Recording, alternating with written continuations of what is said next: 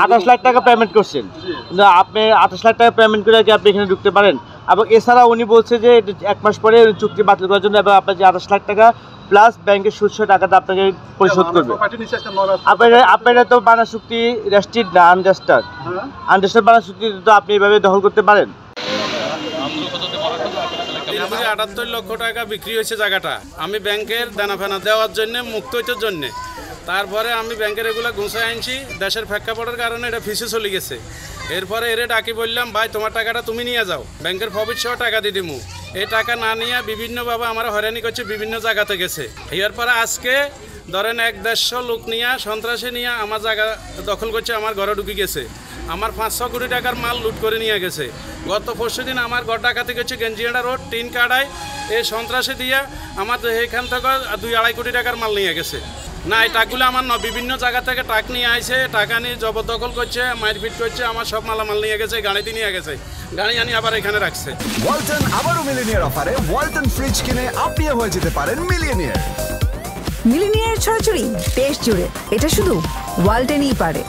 আমার যে কাজের লাই আমি জায়গাটা বিক্রি করতেছি, আমার ওই কাজ হয় না, যার জন্য ওনার বানাটা ওনার 28 লক্ষ টাকার ব্যাংকের সুদ যাইয়ে ওই টাকা সহ আমি ফেরত দিতে রাজি আছিলাম, বা ওনারে আমি লিগেল নোটিশও করাইছি আমার জায়গা মুক্ত করে দে, আর হইলো এর 28 লক্ষ টাকা এটা ফেরত দিয়ে দিব।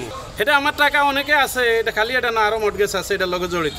অনেকের সেনছি স্যার, ওটা অনেকে সন্ত্রাসীরে সেনছি, এখানে স্থানীয় আছে, ওর এলাকাতন আনছে, বাবনিতন দালাবাজাতন বিভিন্ন জায়গা থেকে হায়ারও লোকজন আনছে, তারা এখন বিল্ডিং এ আছে। এরা বলবো আপনাদেরকে বলবো, প্র্যাকটিক্যাল সমস্যা আছে, এরা কাছে তারে দিয়ে আছে, এখন কাছে তারে দিয়ে আছে এখানে, এরা কাছে তারে দিয়ে একজন চলে গেছে, আপনাদের এখানে কথা বলে চলে গেছে, আস্তে নামাজের কথা কয়ে চলে গেছে। মূল নায়ক হয়েছে এর আরেকজন আছে, মূল কার্যকলাপ আছে অনেকে আছে, এটা আমরা বলবো এটা বলবো। মহিলা আছে, আমি ওদের সাথে একটু দেখা করতে চাইছি। বাইরে দিয়ে উপরে সিঁড়ি উঠার সময় আমার ছেলেরা অনেক খারাপ ব্যবহার করছে, উপরে উঠতে দেয়নি, অনেক খারাপ ব্যবহার করছে। আমরা মালিক না, আনোয়ার মালিক, অনেক খারাপ ব্যবহার করে আমার ওখানে উঠতে দেয় না, বাইরে করে গেছে। আনোয়ারের লোকজন আর অনেকে তো চিনে না, এখানে স্থানীয় লোক। আনোয়ার ট্রেডার্সের স্বত্বাধিকারী মোহাম্মদ আনোয়ার হোসেন। আমি 11/6/2024 তারিখে মাইনুদ্দিন সাহেব থেকে এই ভবনটা ক্রয় করি, মানে ক্রয়ের কথা হয়, ক্রয় করি 3,78 লাখ টাকা। 300 টাকার একটা চুক্তিনামা, ইসলামের চুক্তিনামায় একটা চুক্তি হয়, তাকে এই চুক্তিতে তাকে 28 লাখ টাকা ব্যাংকের মাধ্যমে দেওয়া হয়, বাকি 3.5 কোটি টাকা আমি তাকে রেজিস্ট্রির সময় দেব। ওই কথা বলে আমি তার সাথে কথা শেষ করি এবং এখানে সাক্ষী আছে, সাক্ষীগণে থেকে মনে করেন আমার এটা বানা চুক্তিটা হয়। পরবর্তী এই জমিটা মর্গেজ আছে সোশ্যাল ইসলামী ব্যাংক, SIBL সোশ্যাল ইসলামী ব্যাংক আছে, এই জমিটা মর্গেজ আছে থাকার স্বার্থে আমি সোশ্যাল ইসলামী ব্যাংকে একটু যোগাযোগ করি। বিষয়টা আগেও খোঁজখবর নিচ্ছি, জমি ঠিক আছে কিনা, কাগজপত্র ঠিক আছে কিনা, সব কিছু যাচাই করতে, সব কিছু ঠিক আছে। মানুষ হিসাবে এই জমির আরও কিছু প্রপার্টি ওই সোশ্যাল ইসলামী ব্যাংকে মর্গেজ আছে। তো আমি যখন ব্যাংক আমাকে বলছিল আপনি যে ওনাকে 28 লাখ টাকা দিয়েছেন আর 3.5 কোটি টাকা আমাদের ব্যাংকে, এবং মাইনুদ্দিন সাহেব নিজে বলছে আর 3.5 কোটি টাকা ওনাদের ব্যাংকে অ্যাকাউন্ট করে রাখার জন্য, কোথায় সোশ্যাল ইসলামী ব্যাংকে। আমি তাৎক্ষণিক সাথে আমি কিছুদিন পরেই 3.5 কোটি টাকা 3,56 লাখ টাকা সোশ্যাল ইসলাম ব্যাংকে আমি জমা রাখি আমার জমির জন্য। 1 মাসের আগে, যে 1 মাসের এটা প্রথম চুক্তিনামা, 1 মাসের কত ওনার সাথে চুক্তিনামা, 1 মাসের পরে আমার রেজিস্ট্রি দিবে। 1 মাসে উনি দিতে পারে নাই, এর আগে আমি 1 মাসের আগে সোশ্যাল ইসলাম ব্যাংকে 3,56 লাখ টাকা আমি রাখছি এবং রেজিস্ট্রি খরচটা আমার কাছে আছে। তো আমি যখন 1 মাস চলে গেছে উনি আমার দিতে পারে নাই, তখন আমি ব্যাংকের সাথে দ্বারস্থ হয়ে যে আমার তো এই সম্পত্তিটা উনি দিচ্ছে না, কী কারণ কি, উনি একটা সুদ মুকুবের জন্য একটা চেষ্টা চালাচ্ছে, আর আমরাও একটা প্রসেস পাস করাইতেছি। উনি এই সম্পত্তিটা আপনার কাছে বিক্রি করছে 3,78 লাখ টাকা। কত লাখ টাকা? 3,78 লাখ টাকা উনি সোশ্যাল ইসলামী ব্যাংকের হেড অফিসে জানাইছে আমি 2,50 লাখ টাকা বিক্রি করছি। এই 2,50 লাখ টাকা বিক্রি করেই বলি সোশ্যাল ইসলামী ব্যাংকে হেড অফিসে একটা প্রপোজাল পাস করছে।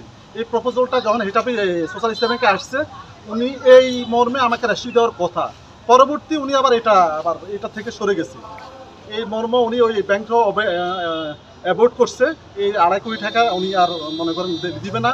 উনি আবার কার মাধ্যমে আবার চেষ্টা করতেছে যে আরও কম টাকা দিয়ে আপনি ব্যাংকে, উনি 9,50 লাখ টাকা প্রায় দেনা আছে, তো উনি আরও কম টাকা দিয়ে ব্যাংক থেকে সুদ মুকুব করে আমাকে রেজিস্ট্রি দিবে।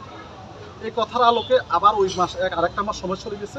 পরবর্তী আবার আমি আসছি যারা আমার এখানে ওই যে রেস্টুরেন্টে আগে দিই সাক্ষী এবং আমারও কিছু লোক ছিল পরিচিত আমার অভিভাবক হিসাবে, তাদেরকে আমি জিনিসটা জানাই যে উনি তো আমার 1 মাস পরে মাসে আমার রেস্টুরেন্ট দিতে পারে নাই, তাহলে আমার রেস্টুরেন্টটাতে দেয় নাই, ওনার সাথে একটু আমরা বসি।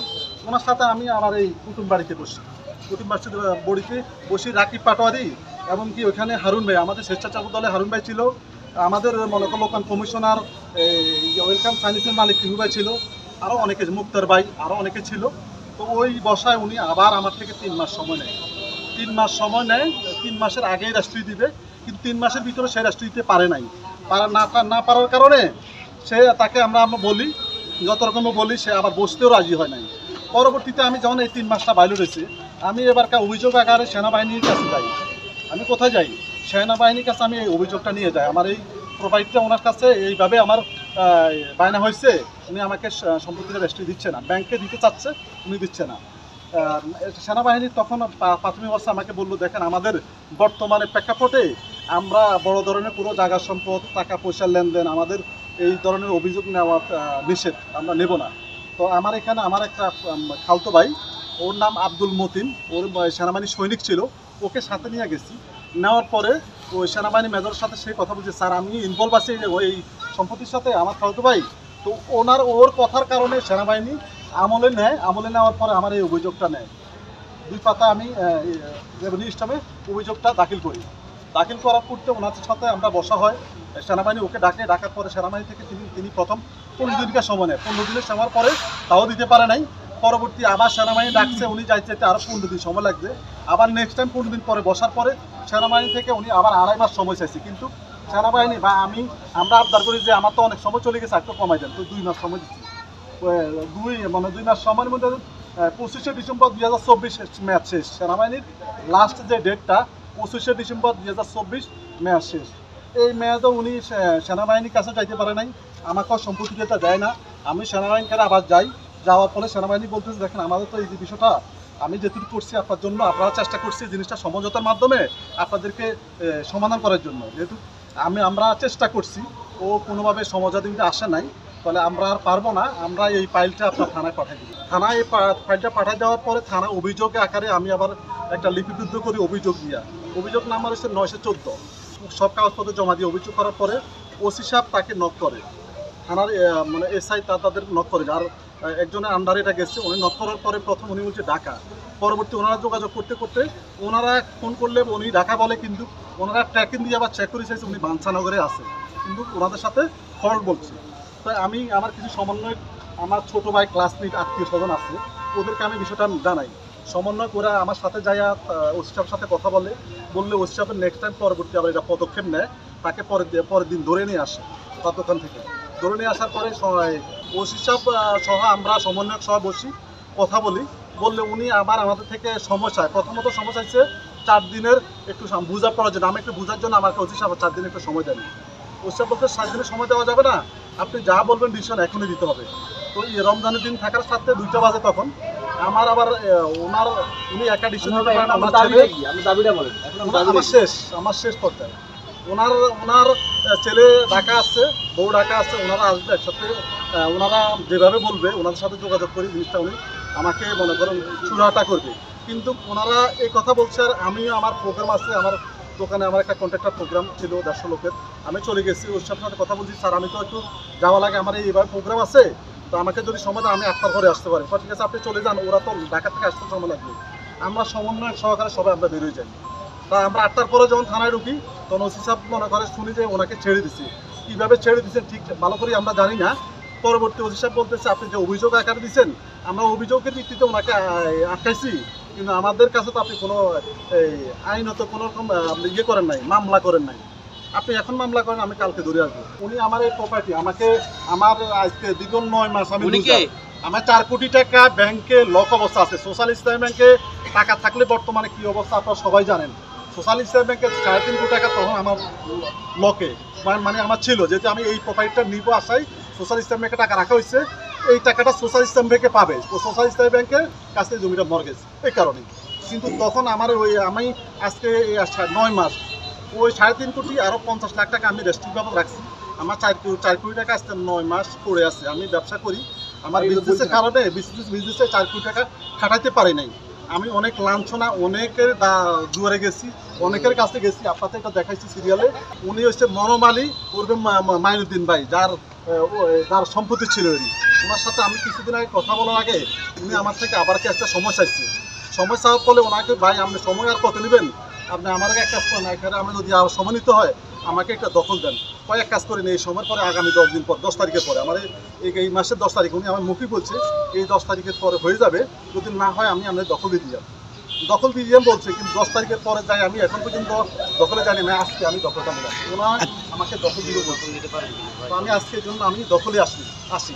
আর আমার সাথে ওনার সাথে দখল, আমরা রেজিস্ট্রির পরে দখল। কীভাবে দখল?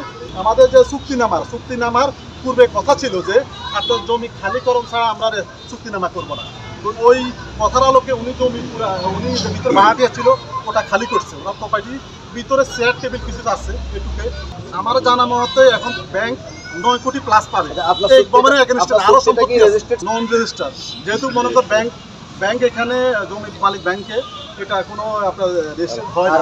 28 লাখ টাকা পেমেন্ট করছেন, কিন্তু আপনি 28 লাখ টাকা পেমেন্ট করে কি আপনি এখানে ঢুকতে পারেন? এবং এছাড়া উনি বলছে যে 1 মাস পরে চুক্তি বাতিল করার জন্য এবং আপনার যে 28 লাখ টাকা প্লাস ব্যাংকের সুদ সহ টাকাটা আপনাকে পরিশোধ করবে। আপনারা তো বানা চুক্তি রেজিস্ট্রিড না, আনরেজিস্টার্ড বানা চুক্তি তো আপনি এইভাবে দখল করতে পারেন? পারি না। আমি মনে করেন বায়না চুক্তি হয়েছে, আপনাকে টাকা দিচ্ছি এই জমির জন্য, ওই হিসাবে উনি আমাকে আপনি তো 28 লাখ টাকা দিচ্ছেন, আপনি তো বাকি টাকা আমার ব্যাংকে আছে না, সেটা আপনি ব্যাংকে আপনি তাকে পরিশোধ করেন না। আপনার বানা চুক্তি রেজিস্টার্ড হয় না, তাকে দেবো এখন আপনার বানা চুক্তি রেজিস্টার্ড হয় না, আপনার বানা চুক্তি রেজিস্টার্ড হয় না। ওনারা কালকে চাইলে কালকে দিতে রাজি আমি টাকা, আমার টাকা তো রেডি আছে।